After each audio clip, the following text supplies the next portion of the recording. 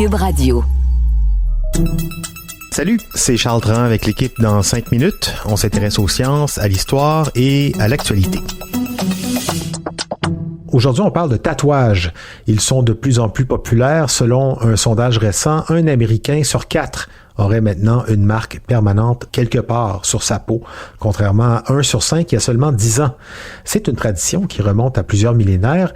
Elle est aujourd'hui démocratisée et de mieux en mieux acceptée par les sociétés, bien qu'on comprenne encore mal comment elle agit sur le corps. Comment ça se fait qu'un tatouage, ça reste, alors que la peau, elle, se renouvelle? Voici Sophie Croteau.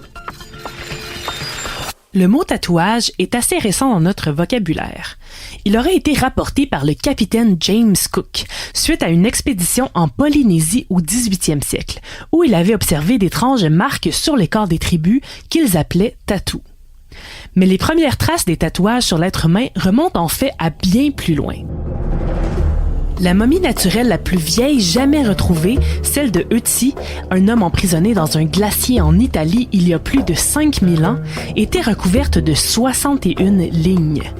Mais le plus surprenant, c'est que cette tradition avait cours partout dans le monde.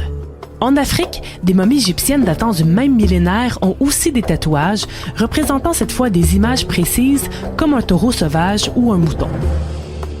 En Amérique, les plus anciennes traces remontent à autour de 2000 ans avant Jésus-Christ sur une momie chilienne avec une ligne de points noirs sous son nez, comme une moustache. En Asie, on a découvert en Chine des corps de la même époque qui portent des tatouages sur les mains et même parfois au visage. Dans tous les cas, on ne peut que spéculer sur leur signification. Les tatouages pourraient être liés à des rituels magiques ou religieux, ou tout simplement à un statut social lié au sexe, au rang ou à l'âge. Par exemple, un tatouage aurait pu aider à guérir de la douleur ou à indiquer les pouvoirs spirituels d'un individu. Comme les corps préservés sont souvent ceux d'individus déjà privilégiés, on ne sait pas si la tradition était répandue dans toute la société ou réservée à une élite.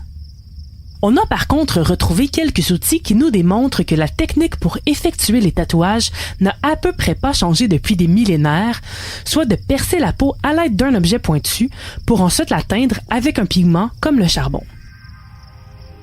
Aujourd'hui, le geste est généralement produit par une machine électrique qui permet des centaines de coups par minute, bien que certains artistes retournent à une pratique manuelle plus proche des techniques ancestrales. Si les tatouages ont survécu des milliers d'années sur ces corps momifiés, c'est grâce à un processus de préservation de la peau encore mal compris. On sait que l'encre est injectée dans le derme, la couche de peau tout juste sous celle externe, l'épiderme, qui elle se renouvelle trop rapidement pour conserver l'encre. La douleur ressentie est quant à elle provoquée par les terminaisons nerveuses de la peau et est plus ou moins forte selon l'épaisseur de l'épiderme et de la quantité de gras qui la protège. Une fois le tatouage effectué, la peau entame sa guérison qui emprisonne la couleur de façon permanente. 2 théories expliquent ce phénomène. D'un côté, on pense que l'encre serait dispersée dans la partie gélatineuse de la peau et absorbée par les fibroblastes, les cellules qui servent à la cicatrisation. De l'autre, on avance que ce serait plutôt les macrophages, un type de globule blanc qui viendraient ingérer les particules d'encre en réponse à cette attaque étrangère du corps. À la mort de ces cellules, d'autres macrophages réabsorberaient le pigment, permettant ainsi au tatouage de se préserver indéfiniment.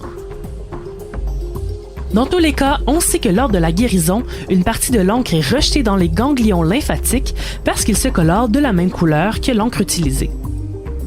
On n'est toujours pas en mesure de dire les effets précis des produits contenus dans l'encre sur le corps, mais cette découverte met en évidence qu'il est primordial d'effectuer les tatouages dans des conditions sanitaires optimales et avec des produits de qualité afin de ne pas mettre sa santé en jeu. Et comme le tatouage est une sorte de plaie ouverte pendant sa guérison, il faut bien protéger la peau du soleil, de l'eau et de tout autre produit externe afin qu'elle ne s'infecte pas par inadvertance. C'est quand même incroyable qu'on soit pas capable de se décider entre 2 théories en 2023 pour expliquer la permanence d'un tatouage, cet art millénaire, sur la peau. Merci Sophie Croteau, c'était en 5 minutes.